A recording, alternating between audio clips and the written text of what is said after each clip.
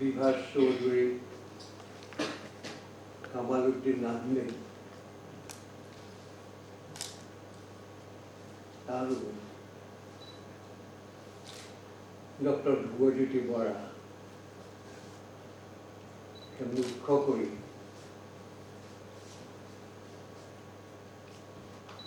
ইয়াত থকা শ্ৰোতাসকল পাহৰিছে এই বিশ্ববিদ্যালয়ৰ অসমীয়া বিভাগৰ অধ্যাপক অধ্যাপিকাসকল যিয়ে এই অনুষ্ঠানটোৰ উদ্যোক্তা তেওঁলোকলৈও প্ৰথমতে মই শ্ৰদ্ধা নিবেদন কৰিছোঁ আৰু ইয়াত ছাত্ৰ ছাত্ৰীসকল আছে। মোৰ কথা ক'বলৈ অলপ ভয়ে লাগিছে, কাৰণ কামালউদ্দিন আহমেদ আৰু ডক্টৰ বিভাস চৌধুৰীয়ে তেওঁলোকৰ বক্তব্য ইমান সুসংবদ্ধভাৱে দাঙি ধৰিলে যে মোৰ কাৰণে সি অসম্ভৱ কথা। আৰু বিশেষকৈ আজি অধ্যাপক আচাৰ্যই উদ্বোধনী ভাষণটো ইমান সুসংবদ্ধ আছিল যে মই আপোনালোকৰ আগত মই কি ক'ম মই চিন্তা কৰিছোঁ। বিশেষকৈ কামালউদ্দিনে কবিতাৰ সম্পৰ্কে কৈ গ'ল, সাম্প্ৰতিক অসমীয়া কবিতাৰ সম্পৰ্কে, উত্তৰাধুনিক অসমীয়া কবিতা বুলিয়ে তেওঁ আখ্যা দিছে। আৰু গল্পৰ অসমীয়া গল্পৰ সম্পৰ্কে গল্পৰ যিটো সাম্প্ৰতিক ধাৰা সেই সম্পৰ্কে ডক্টৰ চৌধুৰীয়ে ক'লে মোলৈ থাকিল কি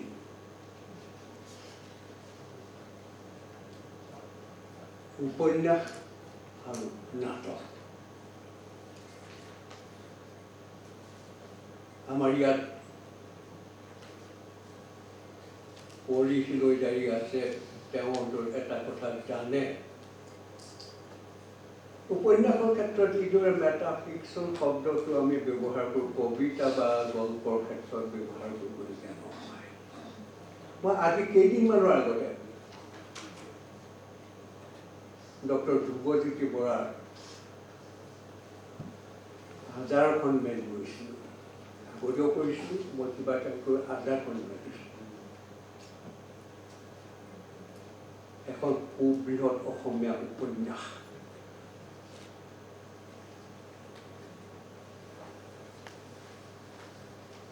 আৰু আজাৰ বুলি কওঁতে মোৰ আৰু এটা কথা মনত পৰিছে, মই মোৰ যিটো বিষয় তাৰ পৰা মই বাহিৰলৈ যোৱাৰ মোৰ এটা প্ৰবণতা আছে। এই COVID-19 হোৱাৰ পৰা আমাৰ অসমীয়া ভাষাত এই মহামাৰী বিষয়ক বিভিন্ন উপন্যাস, গল্প ইত্যাদি সম্পৰ্কে আলোচনা হৈছে। কিন্তু মই আচৰিত হওঁ, তেওঁলোকে প্ৰত্যেকেচোন আৰম্ভ কৰে যে মোৰ দেশখন এখন ৰূপক, তাত কোনো মহামাৰী, ইউৰোপত হোৱা মহামাৰীৰ এটা বৰ্ণনা নাই। এইটো যিটো জাৰ্মান অকুপেশ্যন তাৰ এটা ৰূপক, সেইটো মহামাৰী যেতিয়া অসমীয়াত ক'বলৈ গ'ল যে মহামাৰী সম্পৰ্কে এইবিলাক উপন্যাস, এই কেমুৰ, বিশেষকৈ কেমুৰ সেইখন আৰম্ভ কৰে দেশখনে। এই শব্দটো অসমীয়া শব্দ, এটা বিশেষ বেমাৰ নহয়, যিকোনো মহামাৰীকে তাক দেশ বুলি কয়। যেনে আজাৰ শব্দটো আমি ব্যৱহাৰ কৰিব পাৰোঁ যিকোনো বেমাৰ ক্ষেত্ৰতে বা যিকোনো যেতিয়া আমাৰ বিপৰ্যয় নামি আহে তেতিয়া আমি তেনেধৰণৰ জাতি তোলা বিপৰ্যয় নামি আহে তেতিয়া আমি আজাৰ শব্দটো ব্যৱহাৰ কৰিব পাৰোঁ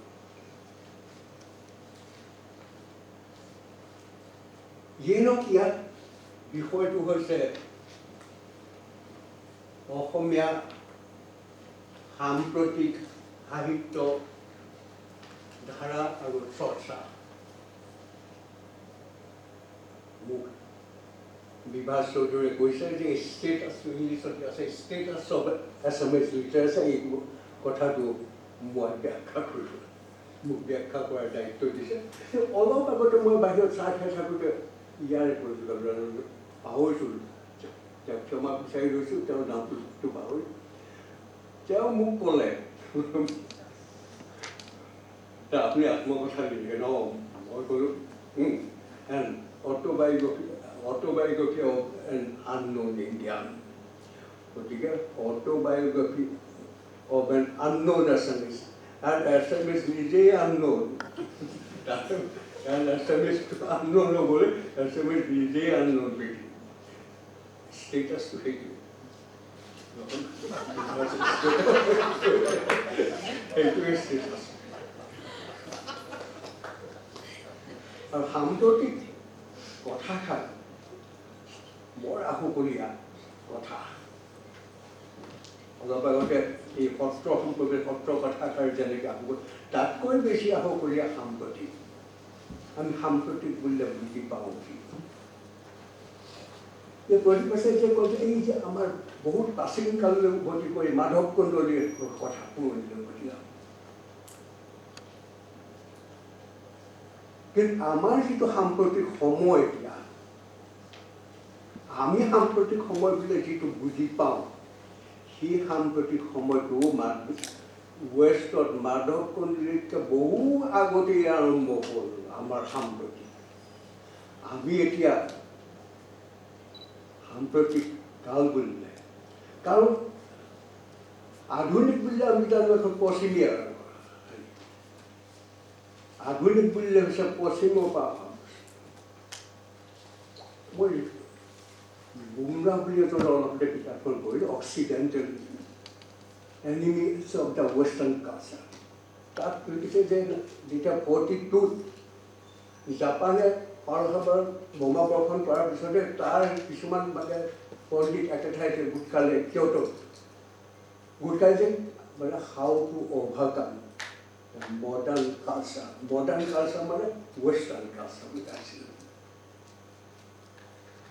গতিকে আমি ৱেষ্টাৰ্ণ হেৰিটো আমি আগতে আঁকোৱালি ল'লোঁ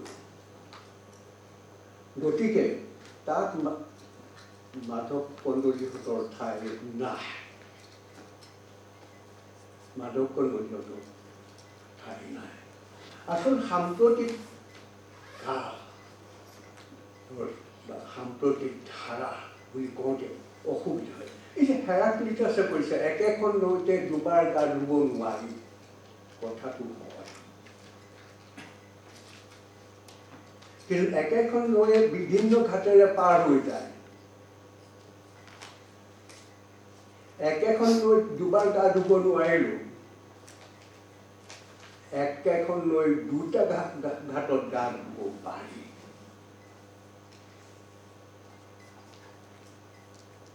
এই যে পশ্চিমত যিবোৰ ধাৰা এই যে আমি আজি উত্তৰ আধুনিকতাৰ কথাটো পাতিলোঁ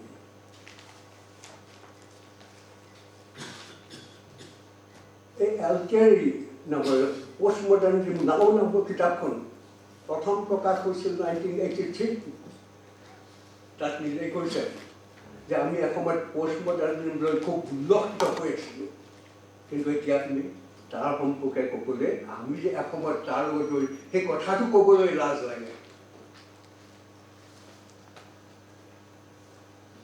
সেইটো 1983 পাঠ হৈছিল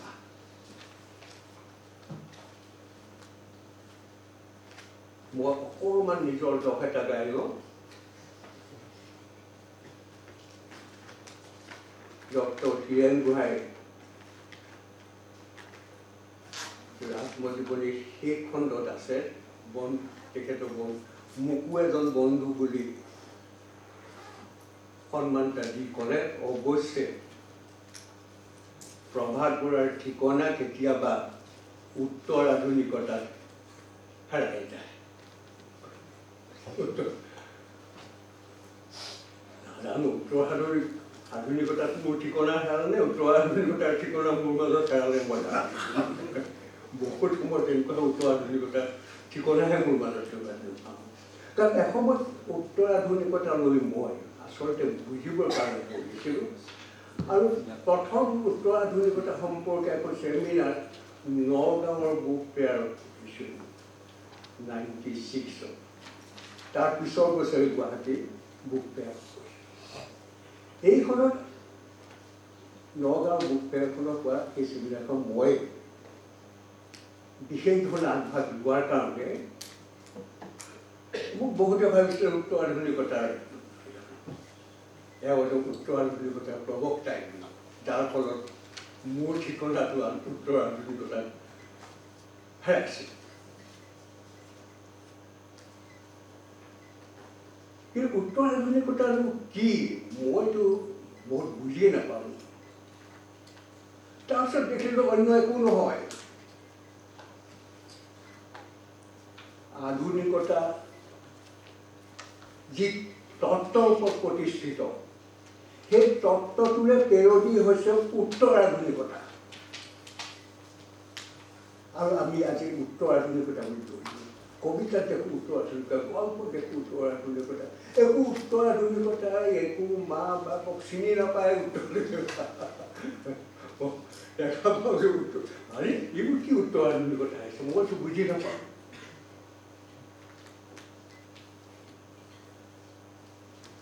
আচলতে উত্তৰ আধুনিকতাটো ৰিজেকশ্যন অফ মেটাফিজিক্স।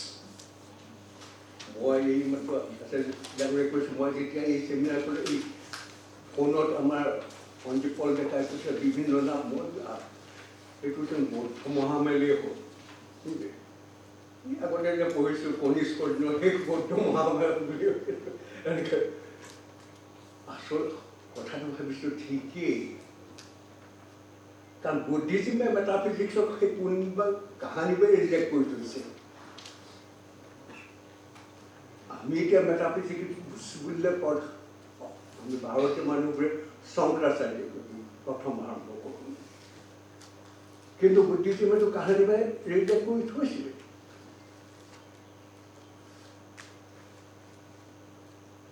এতিয়া এই যে মেটাফিজিক্সক ৰিজেক্ট কৰাৰ কথাটো কৈছোঁ, সেই বস্তুটো কথাটো কি? আমি এতিয়া দেখোঁ উত্তৰ আধুনিকতাৰ কথা যেতিয়া পাতোঁ, আমি সকলোৱে জানো বিশ্বৰ যিবিলাক নতুন চিন্তাধাৰা, নতুন তত্ত্ব, তাৰ পীঠস্থান হ'ল ফ্ৰান্স।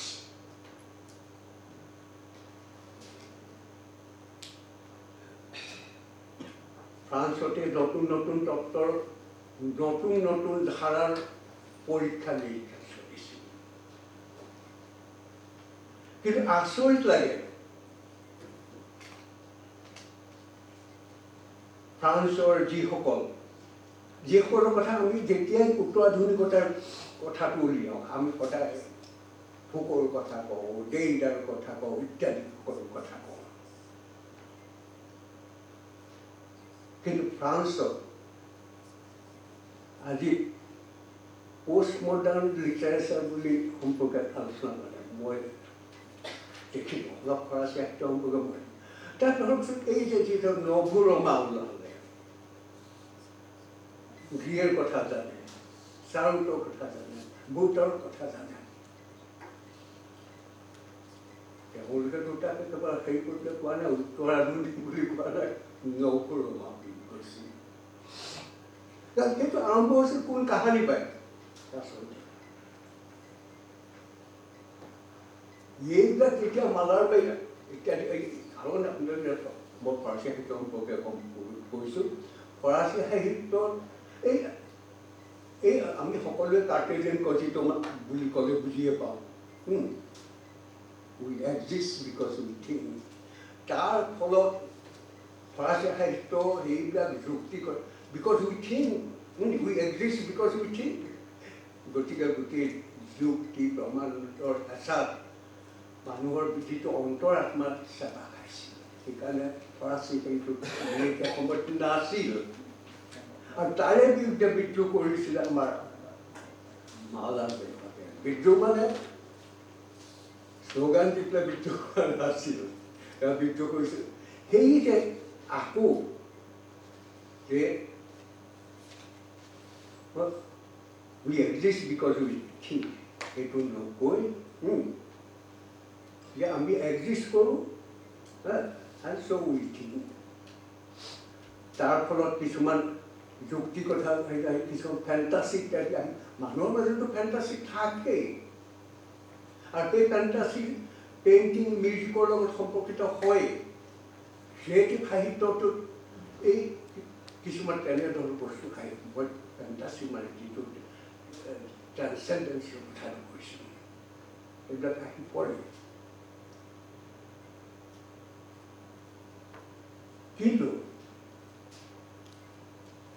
যে উত্তৰ আধুনিক সাহিত্যটোৱে যি নগুৰমা যিটো মই দেখিলোঁ যে গ্ৰে কথা ছবিত আমি ৰব গ্ৰে জেলচি ইত্যাদিৰ কথা বুইটৰৰ কথা আৰু এই ক্লেজিঅ' 2008-6 চনতে নোবেল প্ৰাইজ এইবোৰ চব নগুৰমা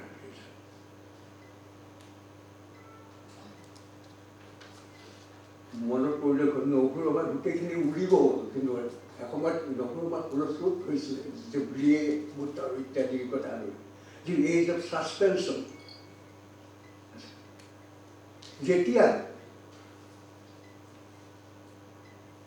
এই 1962-63 চনত এই ফ্ৰাছুৱা চাগা বুলি যে এই সৰু ছোৱালীজনীয়ে পুলি এই হেৰিটো পালে গকুল এৱাৰ্ডটো পালে ফৰাচী মানুহ ভাৰতীয় মানুহ অসমীয়া মানুহ এই যে তেওঁ ফ্ৰাছুৱা চাগা গকু এৱাৰ্ডটো পালে তেওঁ উপন্যাসখন যিখিনি উপন্যাস তেতিয়া তেওঁৰ বয়স বেছি নহয় 21 বছৰ মাত্ৰ এই গোটেই ছোৱালীজনীয়ে ছেক্সৰ কথা তাৰ ফলত গোটেই ফৰাচী সেই কিতাপে পঢ়াৰ দৰে দিয়ে গোটেই চব ঘূৰিব সেই সময়ত ঘূৰিব আমাৰ অসমীয়াটো তেনেধৰণৰ অৱস্থা মাজে মাজে দেখোঁ কেতিয়াবা ফ্ৰাছুৱা চাগাখন দেখা পাওঁ ক'ৰবাত নকওঁ ফ্ৰাছুৱা চাগাখন তথাপি তেনেকুৱা ধৰণৰ যিয়ে নহয় নগুৰমাৰ মূল বস্তুটো কি যে visual existence of an object is a whole way. যিটো দৃষ্টিগ্ৰাহ্য অস্তিত্বটো এটা বস্তুৰ দৃষ্টিগ্ৰাহ্য অস্তিত্বটোৱে হৈছে বস্তুটোৰ সকলো সেইটোৱে নগুৰমা আমাৰ অজিত বৰুৱাৰ যিখন এখন প্ৰেমৰ উপন্যাসত আমি দেখিছিলোঁ এখন প্ৰেমৰ উপন্যাসত নগুৰমাৰ কিছুমান বৈশিষ্ট্য আহিছিল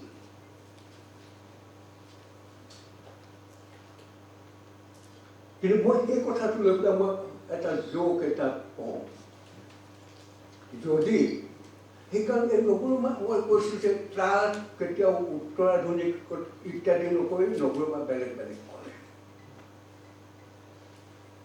কৈছোঁ যে দৃষ্টিগ্ৰাহ্য অস্তিত্বটোৱে মূল কথা জোক এটা মনত পৰিছে মই সেইটো কৈ থাকোঁ প্ৰায় যে চৰ্দাৰী এজন ট্ৰেইনত উঠিলে চেঞ্চ নোহোৱা হয় ট্ৰেইন অহা দেখিলে চেঞ্চ নোহোৱা হৈ যায় সেইকাৰণে ট্ৰেইন এখন আহিছে আহিব চৰ্দাৰী যাবলগীয়া হ'ল সেইকাৰণে চৰ্দাৰীয়ে হেৰি কৰে মূৰ্তি আঁচৰে পৰ্টাৰ যে মই টকা 50টা তোক দি থৈছোঁ ট্ৰেইনখনে আহিলে মোৰ চেঞ্চ নোহোৱা হৈ যাব তই মোক দিবি বাবু লৈ থ'লে তুলি দিয়াটো কি কথা তেনেকুৱাতে নাপিত এজন দেখি আছে ৱাহ 50 টকাৰ ওপৰতে খাওঁতে পালে তেতিয়া ক'লে চৰ্দাৰজী এই পৰ্টাৰ পাহৰিব পাৰে তেওঁ পাহৰিলে মই তুলি দিম মুকুল হ'ব 50 টকা ট্ৰেইন আহিলে আহোঁতে হয় চৰ্দাৰজী চেঞ্জ নোহোৱা হ'ল পৰ্টাৰটো আহিলে দেখিলে দেখি লৰালগে তুলি দিলে এই নাপিতে ক'ৰবাত গাড়ী চুৰি ঘূৰাই ফুৰিছিলে প্লেটফৰ্মত দেখি আহিলে দেখিছে আহি পেলাই দেখিছোঁ চৰ্দাৰজী নাই টকা 50 ল'লোঁ মই এইবোৰ ট্ৰেইনত সোমাই গৈ দেখিলে চৰ্দাৰজী চিটে চেঞ্জ নহ'ব দিলে গাড়ী ঘূৰাই কাৰণ 50 টকাটো লৈ থৈছে গাড়ী ঘূৰাই দিলে দিয়াৰ পিছত ট্ৰেইনখন মোৰ পৰা লগে চৰ্দাৰজীয়ে চেঞ্জটো আহিছে আগতে টয়লেটত গৈছে কৈ আইনে আগত মোৰ যুগৰ লৈ পেলাই ভাবিছে আৰে ভোটাৰটোকো মই 50 টকা দিলোঁ নাপিতটোকো 50 টকা দিলোঁ মোক কোনটো অন্য কোনোবা এটাকে তুলি এতিয়া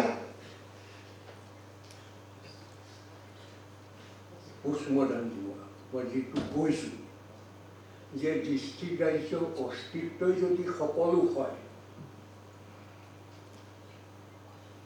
চৰ্দাৰজীয়ে নিজক সেইটো ৰূপ আইনাখনত দেখি সেইটো ক'বলৈ পালে তেনেকুৱা কথা LTI পোষ্টমডাৰ্নিজম নাও কিন্তু এই কথা কৈছে মই সেইটোৱে অকণমান অসমীয়াকৰণ কৰিলোঁ কথা তেওঁক কিতাপখনত আনকি তেওঁ দেখুৱাইছে যে এছবেৰী নামৰ যিজন এসময়ত পোষ্টমডাৰ্নিষ্ট পইণ্ট বুলি চবেই তেওঁ নিজেই এছবেৰী আজিকালি তেওঁ নিজৰ কবিতা আগৰ বহুত কবিতা পিছৰ সংকলনবোৰত পঢ়োৱা নাই তেওঁ পিছৰ সংকলনবোৰত পঢ়োৱা নাই গতিকে পোষ্টমডাৰ্নিজমটো ইতিমধ্যে এটা ৰিজেক্টেড বস্তু কিন্তু আমাৰ অসমীয়াত তাকে লৈ পেলাই লৈছোঁ মই জনাটো বিচাৰোঁ কিন্তু সেইবিলাককে মই এটা জানো গ্ৰহণ কৰিবলৈ হ'লে বৰ্জন কৰিবলৈও জানিব লাগিব বহুতো সময়ত আমি কওঁ বাদ দিয়া বিদেশী তত্ত্ব নিজৰ বিদেশী তত্ত্ব বাদ দিয়া কিন্তু বিদেশী তত্ত্বটো কি জানি লোৱা তাৰপিছত বাদ দিয়া তাৰপিছত বৰ্জন কৰা তাৰ আগতে তাক জানি লোৱা নজনাকে আমাৰ সমস্যাটো হৈছে সেইটোৱে কাৰণ আমি আধুনিক কবিতা কি সেই কথাটো নজনাকে উত্তৰ আধুনিক কবিতাৰ কথা জানো মই সেইদিনাখন কিছুদিন আগতে নৱকান্ত বৰুৱা ছাৰৰ কবিতা পঢ়ি পেলাই মই বহুত হেঁকে গৈছোঁ যে মৰা চহৰৰ ভগাবন্দৰ প্ৰাণ গংগাৰ জোৱাৰে এদিন উটাই লৈ যাওক এই অভিশাপ কিয় দিছা ভগৱান নৱকান্ত বৰুৱা ছাৰ এলিয়টক সম্পূৰ্ণ ৰপ্ত কৰি অসমীয়ালৈ আনিছিল মনত পেলাওক April is a cruellest month breeding lilacs out of dead land মৰা চহৰৰ ভগাবন্দৰ প্ৰাণ গংগাৰ জোৱাৰে এদিন উটাই লৈ যাওক এই অভিশাপ কিয় দিছা ভগৱান April is a cruellest month breeding lilacs out of dead land mixing memory with desire তাৰে এটা মই সেইকাৰণে কওঁ কেতিয়াবা কাৰণ নৱকান্ত বৰুৱা ছাৰৰ কবিতাৰ মূল্যায়ন সঠিক মূল্যায়ন এতিয়াও হৈছে বুলি মই নাভাবোঁ মই এতিয়াও ৰাৱণ কবিতাটো পঢ়ি মই মুগ্ধ হওঁ কেতিয়াবা নিজৰ প্ৰতি ধিক্কাৰ আহে নৱকান্ত বৰুৱাৰ কবিতা কাৰণ নৱকান্ত বৰুৱা ছাৰ নিজকে কিছু অন্যায় কৰি গ'ল নৱকান্ত বৰুৱা ছাৰ নহ'লে তেওঁ এজন বেলেগ নিজকে কিছু অন্যায় কৰি গ'ল সেইটো হয় কাৰণ মই কওঁ যে যেতিয়া অজিত বৰুৱাৰ কবিতা পঢ়োঁ অজিত বৰুৱা মই তেতিয়া ভাবোঁ নৱকান্ত বৰুৱাই এলিয়টক অসমীয়ালৈ লৈ আনিলে আমাৰ অসমীয়া ভাষাটোক অজিত বৰুৱাই এলিয়টলৈ নিলে পাৰ্থক্য কাৰণ আমি আধুনিক কবিতাকে আধুনিক সেইটো নুবুজাকে এই উত্তৰ আধুনিকতাৰ পিছত দৌৰি একো লাভ নাই। উত্তৰ আধুনিকতা বুলি দৌৰাৰ কোনো মানে নাই। কাৰণ চববোৰ বিসৰ্জন ভিতৰ যিটো অন্তৰ্নিহিত যিটো সেই তাক বিসৰ্জন দি পেলাই এই বাহ্যিক সেইকেইটা দৌৰাৰ কোনো মানে নাই। মই সেইটো নাভাবোঁ। মই কেতিয়াও কাৰণ এতিয়া আমাৰ অসমীয়া শ্ৰুতিগল্প সম্পৰ্কে আমাৰ বিভা চৌধুৰীয়ে বৰ ধুনীয়াকৈ বহু গল্প কৰে। মই আপোনালোকৰ আগত খোলা খুলিকৈ কৈছোঁ, আজিকালি চকুৰে আমনি কৰে, কাণেৰেতো নুশুনাটো ভাবি এইটো ছেকেণ্ডেৰী ইনফৰমেশ্যনৰ কাৰণে কাণেৰে নুশুনিলে আজিকালি বহু কথা নুশুনাকৈ থাকিব পাৰিলেই ভাল। সেইকাৰণে আপুনি কিন্তু চকুৰে আমনি কৰে। সেইকাৰণে বহুতো গল্প মই পঢ়িব নপঢ়াই আছোঁ। আজি মই বহু কথা মোৰ বেছিখিনি মৌচুমী কণ্ডলীতে শেষ হৈছোঁ গল্প, তাৰপিছৰখিনি মই বেছি পঢ়া নাই। বহু কথা জানিলোঁ।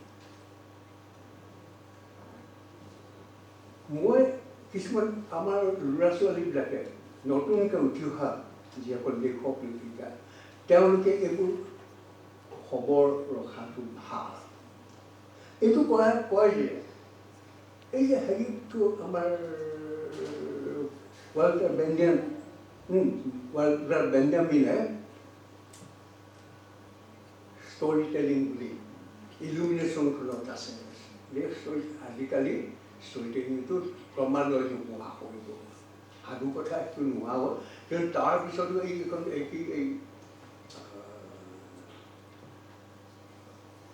কি মেৰিমূৰ্তি লৰি মূৰ্তি কিবা কৈছোঁ, তেওঁ ৱাল্টাৰ বেঞ্জামিন ডেইৰী কুইন বুলি উপন্যাস লিখিছে। তাত সেইটো কথা যে ষ্টৰি টেলিংটো এতিয়াও শেষ হোৱা নাই। তাত সেইটো কিন্তু বেঞ্জামিনহঁতে ষ্টৰি টেলিংটো কিন্তু অন্য বহুত কয় যে, কাৰণ আমি জানো যে যেতিয়া আমি চুটিগল্পৰ কথা কওঁ তেতিয়া আমি প্ৰথমতে আৰম্ভ কৰোঁ মৌপাচাৰে আৰম্ভ কৰোঁ।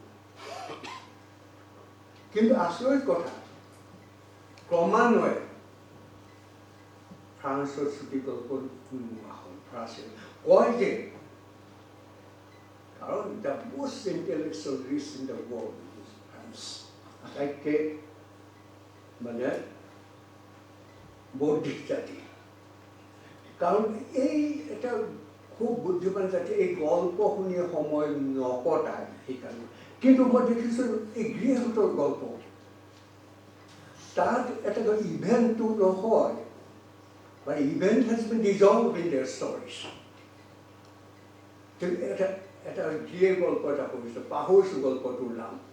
এই চৰাই এটাক তিনিটা কিশোৰ হেৰিয়াতে সাগৰৰ পাৰেদি গৈ আছে, আগে আগে এজাক চৰাই, সিহঁতে গৈ থাকে, চৰাই এটা উৰি গৈ পেলাই পৰেগৈ, ইহঁতকেইটা সেইখিনি ল'ৰা তিনিটা পাওঁতে আকৌ সেইজাক চৰাই উৰি গুচি যায়, আকৌ গৈ পাইগৈ আকৌ চৰাই যাক উৰি সেইটোৱে dissolution of that event. কিন্তু এই তেনেধৰণৰ গল্প এতিয়াও পোৱা যায়। এই কেতিয়াবা যদি কোনোবাই পেৰিছ টিভিখন পঢ়ে, তাত গল্প কিছুমান ওলায়। পেৰিছ টিভিখনত যদি আপোনালোকে ছাবস্ক্ৰাইব কৰি লয়, তাত পাব কিছুমান কবিতাৰ উপৰি গল্প কিছুমান পোৱা যায়। হয়তো মই ক'ৰবাৰ পৰা ক'ৰবালৈ গুচি গৈছোঁ আৰু মই দীঘলীয়া নকৰোঁ, বেছি সময়হে ল'লোঁ বুলি ভাবিছোঁ। মই গতিকে এইখিনিতে সামৰিছোঁ আৰু আমাৰ আচাৰ্যবোৰে হেৰি ক'বই যিখিনি ঠিক, গতিকে মোৰ ইয়াতে সামৰিলোঁ।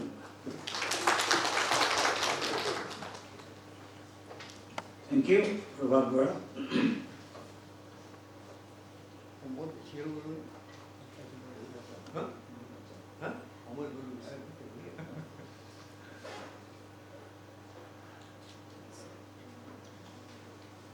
কামালে কবিতাৰ কথা সুন্দৰকৈ পঢ়িয়াই দেখুৱালে আৰু বিভাসে বহুত নতুন খবৰ, নতুন বিশ্লেষণ দিলে।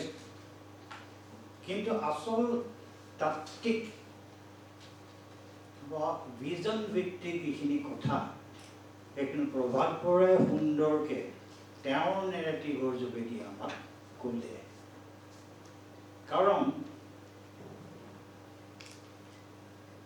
মোৰ প্ৰথম তেওঁলোকে যিটো মূল ভাষণ দিছিলে তাতো কৈছোঁ, তাত কোনো শব্দৰ ব্যৱহাৰ নাই উত্তৰ আধুনিক বুলি। তাত এটা বস্তুত গুৰুত্ব দিছোঁ, লোকবাস্তৱ। যদি কিবা এটা লেখা কবিতাই হওক গল্পই হওক বৰ্তি থাকিব লাগে, তাৰ শিপা লাগিব, তাক থিয় হ'বলৈ ভৰি লাগিব। সেইটো ক'ৰ পৰা পায়? আচল গণতান্ত্ৰিক ভিত্তিটোৰ পৰা এই মুভমেণ্টবিলাকৰ। আৰু সেই গণতান্ত্ৰিক ভিত্তি নোহোৱা কাৰণেই বিভাসৰ মুখত শুনা অন্তিম ঘটক জাতীয় গল্পৰ সম্ভাৱনা হৈছে। কিয়নো ইউনিটেৰী এটা ডমিনেটিং প্ৰিন্সিপলৰ এগেইনষ্টে এই কথাখিনি কৰি আছে। তেওঁৰ বিষয় হৈছিলে ৰোমান্টিকতাবাদ। সেই গল্প যতীন দুৱৰাই যদি কাৰোবাক গুলি মাৰে নিশ্চয় মিছ কৰিব। মানুহজনক মই দেখিছিলোঁ গুলি থাকে, একেবাৰে বৃদ্ধ বয়সত মই দেখিছিলোঁ, আহিছিলোঁ। গতিকে কথাখিনি এইটো।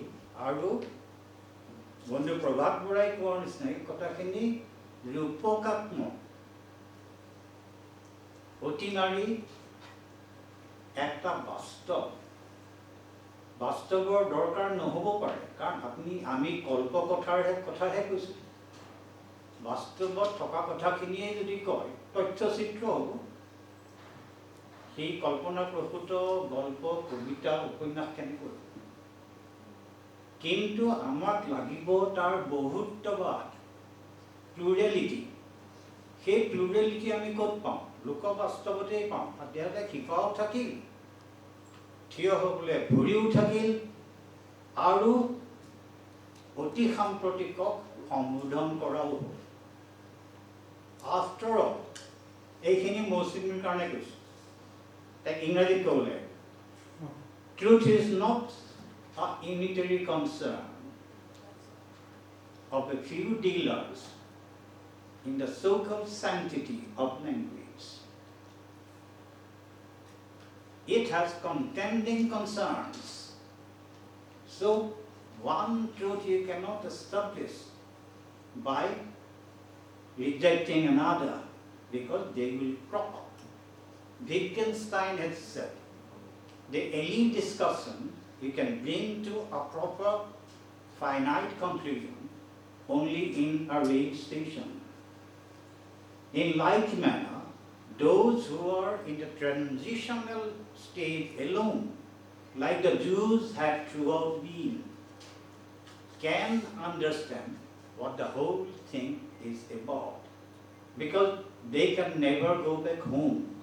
They have none to go back to. So postmodernism is something perhaps you can travel with, not someone you can tell your dreams to. Thank you.